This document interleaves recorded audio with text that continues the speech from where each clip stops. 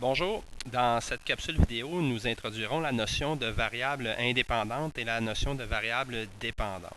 En fait, ces deux variables apparaissent dans une relation mathématique lorsque on a des quantités qui sont justement mises en relation. La variable dépendante sera toujours celle qui sera calculée à partir de la variable indépendante. Lorsqu'on va tenter d'essayer de trouver laquelle est laquelle, en fait, on va utiliser la formulation telle chose dépend de telle chose pour s'aider à découvrir laquelle est calculée, parce que la dépendante, c'est toujours celle qui est calculée, à partir de l'indépendante. L'indépendante, c'est celle qu'on peut décider, si on veut, de mettre un nombre ou un autre, ou c'est nous qui va décider de n'importe quel nombre, et la dépendante va être calculée à partir du nombre qu'on va décider de mettre. Donc l'indépendant au niveau des graphiques et des situations va toujours être le X, la dépendante va toujours être notre Y. Donc on va prendre quelques exemples pour s'aider, parce que pour bien comprendre, je pense que ça va être plus simple d'y aller avec des exemples. Par exemple, si on parle d'une situation, plus le nombre de personnes, on a un nombre de personnes qui participent au nettoyage d'un parc, est élevé, plus la superficie nettoyée est grande. Donc, dans cette situation-là, on va essayer de placer qu'est-ce qui dépend de quoi dans cette situation-là. Bien, en fait, ici, qu'est-ce qui va être calculé? Il pourrait se présenter un petit nombre de personnes, il pourrait se présenter un grand nombre de personnes. Fait que dans le fond, ici, on n'a pas vraiment de contrôle sur le nombre de personnes qui va se présenter. Par contre, la superficie, ici, va dépendre, donc la superficie dépend du nombre de personnes qui se présentent. Il pourrait se présenter 1, 5, 10, 12 personnes. Donc, il pourrait se présenter peu importe le nombre de personnes qui se présentent, la superficie, elle va dépendre du nombre de personnes qui vont se présenter. Ici, au niveau de la variation croissante ou décroissante, en fait, ce qu'il faut faire, c'est on suppose que notre variable indépendante augmente. Qu'est-ce qui se passe s'il y a plusieurs personnes, si on a plus de monde qui se présente, qu'est-ce qui se passe avec la superficie? Bien, ce qui se passerait avec la superficie, évidemment, elle augmenterait elle aussi, donc c'est croissant. Parce que quand on en a un qui augmente, bien, l'autre augmente également. Si on prend le deuxième, le coût de location, donc coût de location, c'est des dollars, c'est un nombre de dollars, d'un kayak varie selon le nombre d'heures de location. Mais voyez-vous ici, à cause du mot varie selon, ce qu'on voit, c'est que quand on va aller faire du kayak, bien, ça va nous coûter un certain montant. Et ce montant-là, il va dépendre, donc ce montant-là se trouve à dépendre du nombre d'heures de location qu'on va effectuer. Donc, notre montant est celui qui est calculé à partir du nombre d'heures. On peut décider de faire 1 heure, 2 heures, 3 heures de kayak. On a le choix du nombre d'heures, mais on n'a pas le choix du montant. Le montant, il est calculé selon le nombre d'heures. Et plus notre variable indépendante, donc plus on va faire d'heures de kayak, plus à ce moment-là, encore une fois, ça va nous coûter cher. Donc, c'est encore une fois croissant. C'est-à-dire quand on augmente une quantité, l'autre quantité augmente également. Si je vais avec le troisième exemple, la masse d'un poulet, donc on a ici encore une fois un chiffre qu'on peut mettre, la masse d'un poulet, détermine le temps nécessaire pour la cuisson de ce poulet. Bon, si on essaie de placer qu'est-ce qui dépend de quoi là-dedans?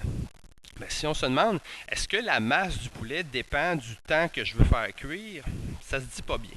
En fait, ici, ce qu'il faut aller voir, c'est que on a le choix à l'épicerie d'acheter un petit poulet, un plus gros, un moins gros. Donc, on peut arriver avec différentes masses. Donc, les masses sont indépendantes parce que c'est ce que je peux décider.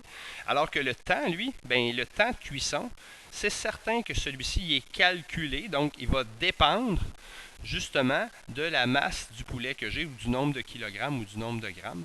Donc, la masse du poulet. Le poulet, on pourrait décider de n'importe quelle grosseur. Ensuite, plus notre poulet va être gros, donc plus on élève notre masse, qu'est-ce qui va arriver? Bien évidemment, plus le temps va être élevé. Encore une fois, on serait dans une situation croissante. Si on se prend maintenant d'autres exemples. Donc, prochain exemple, on s'intéresse au nombre de personnes dans une famille et au coût hebdomadaire, donc au coût par semaine du montant d'épicerie. Bien, dans ce cas-ci, qu'est-ce qui va dépendre de quoi? Est-ce que le nombre de personnes dépend du prix? Non, je pense qu'à ce moment-là, ce qui va dépendre, c'est le prix qu'on va payer. Évidemment, il est calculé ou il est dépendant. Donc, notre prix il est dépendant du nombre de personnes dans la famille. Plus il va y avoir de gens dans la famille, donc plus l'indépendant est élevé, bien évidemment, plus le montant va être élevé. Donc, encore une fois, ce serait croissant dans ce cas-ci. Le prochain, on étudie la relation entre le coût d'envoi d'un colis par la poste et sa masse. Donc, en fait, qu'est-ce qui va dépendre de quoi? Si je me présente au bureau de poste, première chose qu'ils vont faire, ils vont peser mon colis, puis après, ils vont me dire combien ça me coûte. Donc, ce qui se passe, c'est qu'ils sont en train de calculer, donc dépendant, ils sont en train de calculer combien ça me coûte, selon, donc dépendamment, de la masse de mon colis.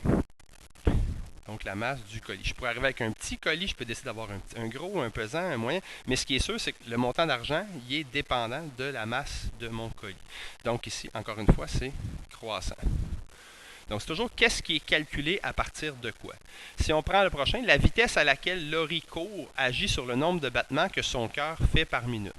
Donc, dans le fond, Laurie, qu'est-ce qu'elle peut décider? Elle peut décider de marcher, elle peut décider d'avoir une marche rapide, elle peut décider de faire un petit jogging, de faire un sprint. Donc, elle peut contrôler sa vitesse.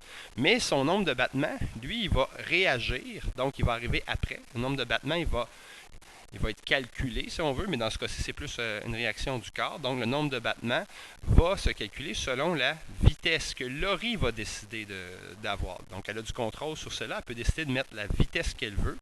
Mais le nombre de battements, lui, il va être dépendant de la vitesse qu'elle va utiliser. Donc, encore une fois, plus elle va aller vite, plus ses battements vont être élevés. Peut-être encore un ou deux exemples. À la naissance, la masse d'une baleine à bosse est de 600 kg et elle augmente par la suite de 175 kg par mois. Donc, qu'est-ce qui dépend de quoi? Dans ce cas-ci, c'est un peu particulier. On a déjà des nombres. Lorsqu'on a un taux unitaire, comme ici, 175 kg par mois, ce que ça indique, c'est qu'à chacun des mois, la baleine augmente de 175 kg. Donc, dans le fond, ici, ce qui se passe, c'est que son poids est en train de varier, donc il est en train de se calculer selon le nombre de mois qu'elle a. Donc son poids en kilogrammes, ou sa masse en kilogrammes, va dépendre de son nombre de mois. Et nos deux unités qu'on a dans notre taux unitaire qui est ici se retrouvent à être dans notre variable indépendante et dépendante. Puis ici, dans le fond, le poids va varier, donc son poids est calculé selon son nombre de mois. Donc, encore une fois, c'est croissant parce que plus une baleine est âgée, normalement, plus elle devra être pesante. Un dernier exemple,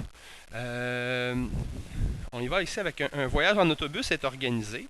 Le coût individuel, donc on a des dollars par personne, individuel c'est par personne, se calcule. Oups, déjà on a un gros indice, le coût se calcule selon le nombre de passagers de passagères. Donc ici, notre variable dépendante, c'est celle qui est calculée. Donc le coût individuel, ou par personne, se calcule selon le nombre de personnes. Dans ce cas-ci, c'est un peu particulier, parce que plus il y a de gens, donc plus on a de gens qui vont se présenter ou qui vont partager les frais d'autobus, bien évidemment, le coût individuel, lui, va baisser. On va en avoir moins. Donc ici, ce qui se passe, c'est que quand on augmente notre nombre de personnes dans l'autobus, bien, le coût diminue. Donc on est dans une situation ici qui serait décroissante.